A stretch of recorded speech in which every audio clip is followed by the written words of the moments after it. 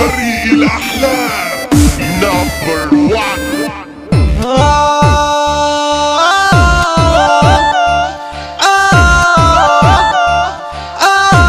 موقع الامبراطوري مصطفى محمد سرور. بالواقع حلوة طالعة من الشارع، عارف ايه هو الدافع؟ اسمع جايين نقول مزيكا عملت جنان تلقاها وفي اي مكان بتوصل صوت الغلبان اللي بيدك ومقتول، اللي بيدك ومقتول.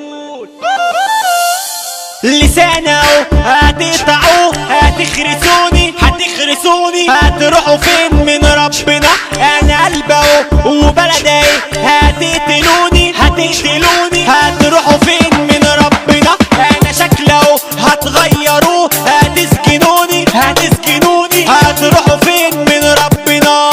كله ناهش لحم بلدي، صعبان عليا ابويا وولدي. ولما قلبت الدفاتر قلت انا قد التحدي، هقول كلامي الكل قادر ووصله للنور ويعدي. لقيتها ماشية كلها سلطة، فيها اللي عش عياله سلطة. من ورا الجدران وشافوا خلقي مش لاقية تستغطى، واللي قالوا علينا هيخافوا. باعونا واشتروا في السلطة،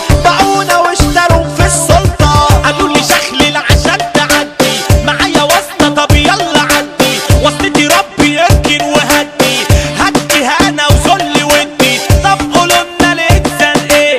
حبة دم وكرامة فيه، مالكش دعوة بأمي يا بيه. ازاي هقول انا الكلمة دي؟ لقيته على جنب ده ودي، كلام الحاكم مفيش بعدي. يعني انت امك احسن من امي؟ ده انا قلت كلمة حق يا بيه. هدوم محدش عليه يسمي، ما يشوفش تاني النور بعينيه. قالوا عليا نفسي اني شاب، ازاي يا خالي وانا شعري شاب؟ من بعد لما خلصوا الاطباء رحت لشيوخ وخدت اعشاب.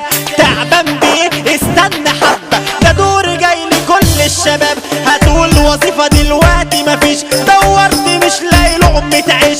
صنايعي او للجني هبيش، بس اليوميه ما بتكفيش. خدت الشهاده موقع الامبراطوري مصطفى محمد سرور.